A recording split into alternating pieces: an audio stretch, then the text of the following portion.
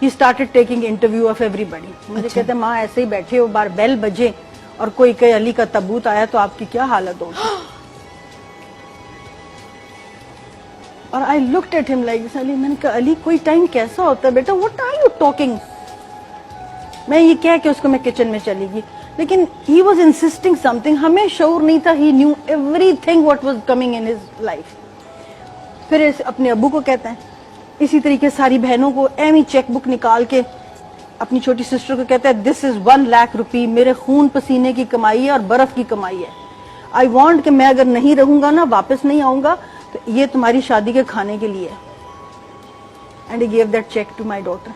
ये कितने दिन पहले की बात बता रही हैं आप? 15 डेज पहले. वो जुमातुल विदा था, उसके बाद 26 रमजान थी जिस दिन ये चला गया घर से खुदा हाफिज करके हमें, और 27 वाले दिन शहीद हो गया. हालांकि उसकी छुट्टी सीओ ने एक्सटेंड कर दी थी. फोन आया कि तुम मक्सी ईद करके आना, लेकिन बाय दैट टाइम तुम A ग्रेड सोल्जर के बच्चे हो, A ग्रेड सोल्जर हो, गो बैक ऑन ड्यूटी पे टाइम पे जाओ, नो एक्सटेंशन. वो अच्छा सोल्जर नहीं होता जो छुट्टी बढ़ाने की रिक्वेस्ट करता. And over there on the dining table before leaving he said माँ मैं आपको बताऊं, मैंने वहां पे ना, आप ख्वाब नहीं समझेंगी, मैंने हकीकत देखी सियाचिन में. मैंने कहा व्हाट डिड यू सी? कहते ऐसे मेरी टाइम वहां पे टर्न बाय टर्न ड्यूटी होती है. कहते रात को कोई 2:30 बजे मेरी ड्यूटी बनी और मुझे मेरे आके जवान ने कहा कि सर उठे, अभी आपकी ड्यूटी है तो जरा बाहर जाके ड्यूटी दे. कहते हैं माँ जैसे ही मैं बाहर आया हूँ, बैनेट मैंने बर्फ में रखी है, डाली है, एंड मैंने घुमाया नजरें पहाड़ों की तरफ सारी, just looking the intensity. At that time he was on that post which is called Labak, where God is 0 meter. Oh my God, 0. हमेशा कहता था माँ मुझे यूं लगता है कि मैं ऊपर हाथ करूंगा तो मुझे खुदा कहेगा अस्सलाम वालेकुम. इतनी हाईएस्ट पोस्ट पे. और मैंने उसको कहा, मैंने कहा बेटा, कहता मैंने वहां पे ख्वाब कहता माँ मैं समझा मैं ख्वाब देख रहा हूँ.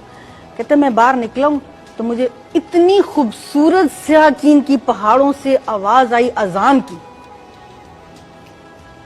कहते जैसे खाना काबा की अजान होती है ना, इस तरीके की अजान. कहते माँ आप सोच नहीं सकती हो कि मैंने इधर देखा उधर देखा, ये कहाँ से आवाज आ रही. कहते मैंने कहा शायद मेरे शऊर में है.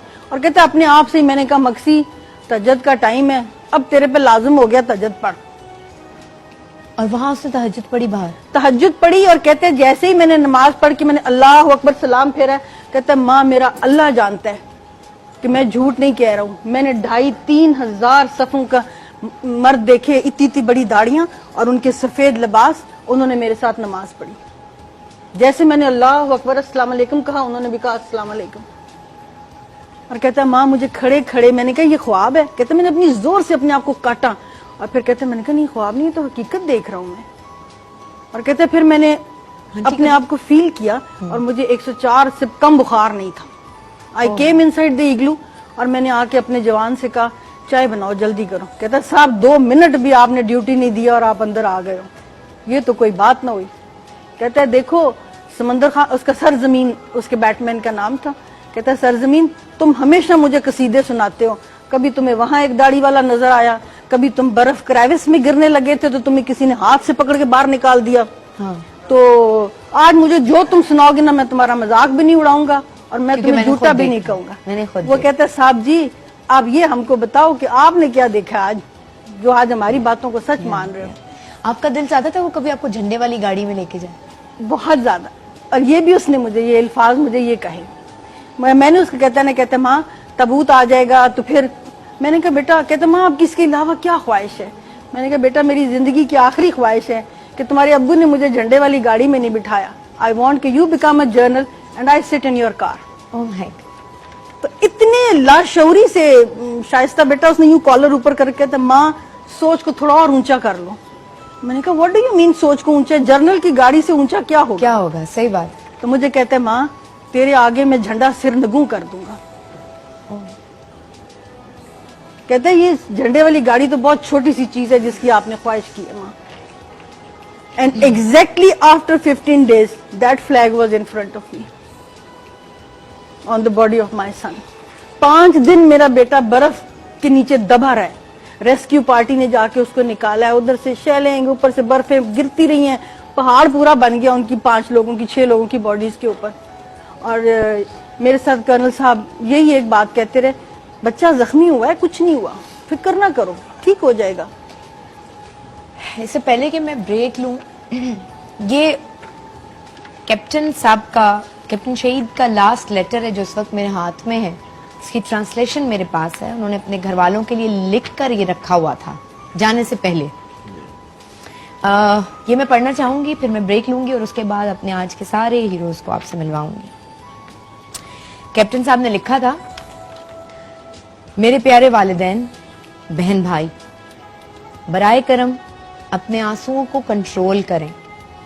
आप सबको फख्र होना चाहिए कि आपके बेटे ने मुल्क और कौम के लिए अपनी जान का नजराना पेश किया है। अम्मी जी, मुझे मालूम है कि ऐसी सूरत हाल पर काबू करना आपके लिए मुश्किल है, लेकिन ये तो जिंदगी का एक हिस्सा है। मेरी शहादत के बाद मेरी चंद एक ख्वाहिशात हैं। कोई जुमेरात वगैरह नहीं होगी। अगर कोई मेरे लिए कुछ करना चाहता है तो वो सिर्फ कुरान पाक पढ़े। मैंने यूनिट की कमांडो टीम को 1500 रुपए देने हैं जिसने मेरे साथ छंप में हिस्सा लिया था।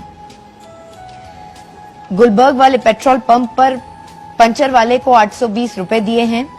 मेरी कब्र इस्लामी कवानीन के मुताबिक होनी चाहिए और यूनिट में काबुल 40 बलोच में देना है।